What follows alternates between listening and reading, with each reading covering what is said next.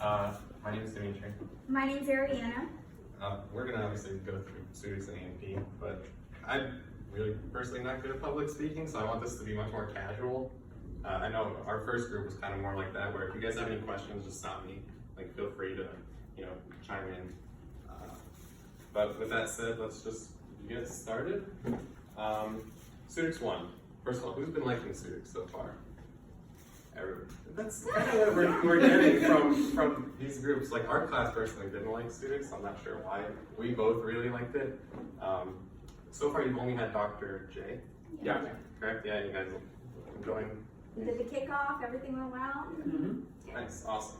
So, just a quick recap. I'm sure you guys all know this, but ceutics 1, what are you learning? Right, you're learning about the drugs themselves, right? What is in the drugs, the different excipients, what happens when you take them, how are they made, things like that. Right, so we're not going to spend too much time working on all this, but that's what you're learning. The basics, the things that I personally found successful, and I think you were kind of agreeing with most of it the last time we, talked through it. Knowing and understanding all the stuff in ceutics, they're really different things. I don't know if you guys have had, kind of can't come to that realization yet, but it's pretty huge, and I'll kind of go into some examples in a little bit to kind of emphasize what I'm talking about. But my personal, take on it was, you could read it, 10 times and think you know it, but until you could maybe explain it to somebody, that's when you understand it, and that's what you need for Dr. J, Dr. Pav, and Dr. Yang for ceutics. So make sure you understand everything, and I'll give you an example of what I'm talking about. Recording lectures and writing notes. I know a lot of people have commutes, right? They drive pretty far to get here, so they'll record lectures and play it in the car. That's one option. Taking notes. I asked the last group, who here uses Apple products, like a laptop? And then everybody else is Windows. So I don't know if you guys have heard of, for Apple, Notability, and then for Windows, OneNote. Those are really good resources for you to use for note-taking. Keeps everything really organized. The last group was shocked that when I told them that you can record inside the app and take notes, and then if you want to hear what was said right when you took that note, you can just click on it, and there's a little play button, and it'll jump right to where in the record or in the lecture. I found that out last night. Last night. So it's a very, very, very useful, and if you do most of your notes on the computer, I would highly recommend using those. Which Apple? Do you have Apple or with Apple. Apple? So it's Notability. Yeah. You can also download OneNote. Yeah, and OneNote for Apple. Yeah. Yeah. Okay. Because that belongs to Google, Yeah. Microsoft, so you can open Okay, I didn't know that, but yeah. So either of those are really, really good. I personally use OneNote, and it makes a huge difference with your study. Paying attention obviously is important. Has anybody ever heard of the rubber ducky method before? So I always want to tell people about this because I think it's really helpful for me. Sometimes you think you know something, but if somebody were to ask you, you kind of find out you don't know it. So the rubber ducky method comes from programming, where if they had a problem in their code, they didn't know what was the problem, they would read line by line to a little rubber ducky, and eventually when they read something that had an error, they would figure it out because they said it out loud and it didn't make sense to them, right? So instead of just staring at it and not knowing what the problem was, they kind of worked through it in that way.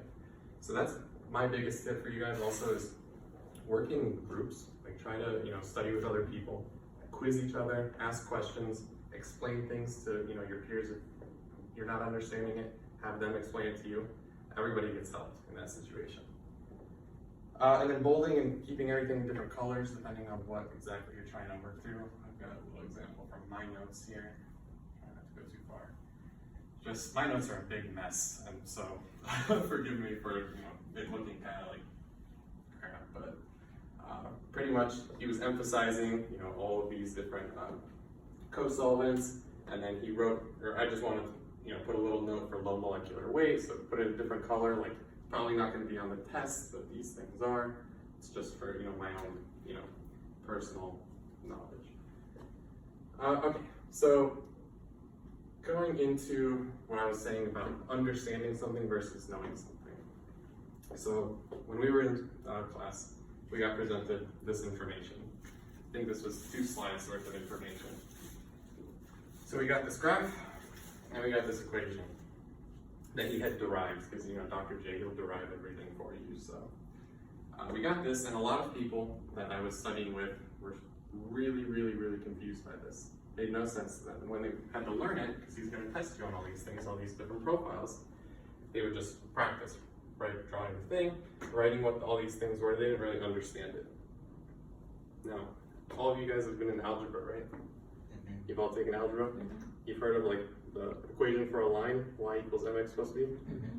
So knowing that, and looking at this, does this kind of look like y equals mx plus b? If this is y, you'll expect to find it right here. pH is x, it'll be right here. What would m be then? If this is x? It's 1, right? Because there's no m. Slope is 1, right? And then intercept would probably be the plus b, right there. So this is kind of what I'm talking about, where things you already know, you can apply them to what you're learning to make it way simpler. So instead of trying to memorize this, just learn this, right? And then this way, if he asks you to draw the profile, you already know it from right there, and you know what all the parts are. Right? Does that make sense, everybody? Yeah. And that way you don't know it, you kind of understand it much better, you know what's going on. So here's a little harder one, where you got this equation and these graphs. But what I just told you can still apply, right? Yeah. So if you look at this equation now, right, can you kind of see where things are matching up? I know it's a little small for you guys, but you can kind of see, right? This is still the same. This is going to be an intercept. Your slope's going to be the same. There's 3 here because there's just, these can be positive or negative. This equation is talking about charges. But other than that, besides that fact, you can kind of piece together what's going on much more simply, right? So that's just something I wanted to recommend to you guys that you do, in class. Try to break things down into simpler parts. Because if you try to learn it up here, when you don't understand it down here, right, it's going to be much, much, much more difficult. Okay, that's just some tips and tricks I had for you guys. Know your professor. People in our class always used to kind of, think Dr. J was being tricky or things like that. I personally never thought so, because I kind of thought about who the professor is, who is Dr. J. He's the kind of guy who wants to kind of just prove that he gave you all the information and, he's actually right in the end. So everything that he's going to quiz you on or test you on is in his notes.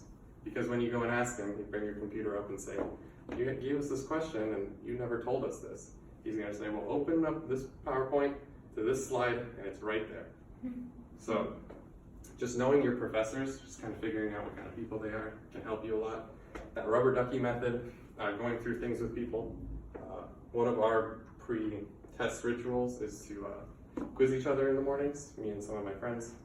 So we get together down in the lounge, have breakfast, and just go through what we're going to be tested on. If we just read something that we think we can trick everybody around us with, we ask them a question, like, oh, what's this, what's that? Guaranteed, like if you ask 100 questions that morning, like 10 of them are going to be on the exam, because that's your sample, right, from what they're pulling questions from, so helps a lot. Break away from your notes is another huge one. When you're studying, let's say you're studying for Dr. Pav, she's going to be more focused. You have her for calculations now, right? Yeah. So with ceutics and PK, she didn't teach PK, sorry, just ceutics. She's a lot more math-based, like a lot of her stuff is more math-based. So when people are studying for her stuff, they'll always have their equation sheet with them. And they're studying, and every time they need the equation, they look, see what it is, and then they use it. And then they get to the test, and they don't have an equation sheet, and now they can't do the problem. So what I always say, and this goes along with my last point, do it a couple times with the equation sheet, and then stop, right? Try to do it without it. Try to do the whole thing, all of your questions without it. Even if you get it wrong the first time, just break away from it.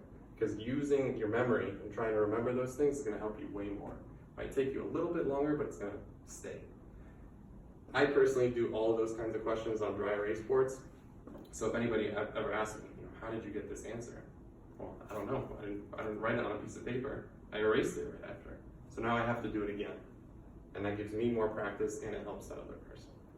So those are some of the things that I found helps me. Now we'll go into a little bit of the anatomy and physiology. And just to recap for ceutics, make sure you're taking notes, because even though majority of the information is on the slides, if you didn't understand it then, when you try to review it, you're probably not going to understand it and you're going to ignore it. So make sure you're taking notes to elaborate what he says on the PowerPoint, because a lot of the elaborations, those explanations, is what's going to come up on those tests. Okay, so make sure you're taking notes, recording it, however you want to do it. So now we have anatomy and physiology. How many of you have taken this course in undergrad? Fantastic. So this anatomy and physiology is basically a review of what you've already done. So it's separated by body system. So you're going to start with like the central nervous system, and then towards the end of the semester, you're going to start talking about the blood. It's a memorization course. I don't really like this term, but in essence, you just got to know it. There's no easy ins and outs around it. You have to look at those slides. You got to look at those information, repeat it over and over again, and you just have to make sure you understand it that way. Professors are always there to clarify. So there's 4 professors teaching anatomy and physiology, so it's 4 different teaching styles that you're going to have to understand. It seems a little daunting, but their questions are very similar. And they also give you study guides. So when the professors give you study guides, always open that up right before class starts and review it super quick. So when they're talking about it in class, you can hit those points right off the bat. Oh, I remember that's a question that I need to pay attention to. Let me jot that down on the PowerPoint slide, okay? And repetition is key. Anatomy and physiology, for those who had the course before, you know it's a lot of information. There's no way to get around it. So you have to make sure that you're constantly looking at those slides every day. You don't have to do a whole slide deck in one day, but a few slides every day will really benefit you instead of waiting till the end of the week, because then you're going to feel overwhelmed. So some tips and tricks, once again, the study guide questions. They created those questions before, so chances are they're still in their head, so those might come up on exam. So definitely do that. Make your own questions, just like Dimitri said. If you make your own questions, chances are those will stick in your head. So if you don't know something, refer back to your slides and I'll help you memorize those things a little bit better. With bold, underlined, and colored items, I promise professors are not trying to trick you. If they're drawing attention on the PowerPoint slides, chances are they're important. Now that doesn't mean nothing else is important. You still have to look at everything, but you want to pay more attention to these things, bold, underlined, and colored. And don't fall behind. Like I said, there's a lot of information in this class. It's very easy to fall behind. You want to take that Monday off or you want to take that Tuesday because you're tired. Review 5 slides. Stay with it. Keep reviewing it. This way, when exam time comes, you're not feeling overwhelmed for that exam. And then make questions as you go.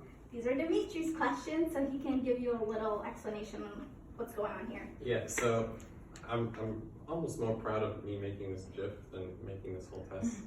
But when we were going through one of the, preparing for one of the exams for anatomy, me and the group of people I study with, we kind of divided up all of the different PowerPoints, and we said, okay, you're going to make some questions on reproductive.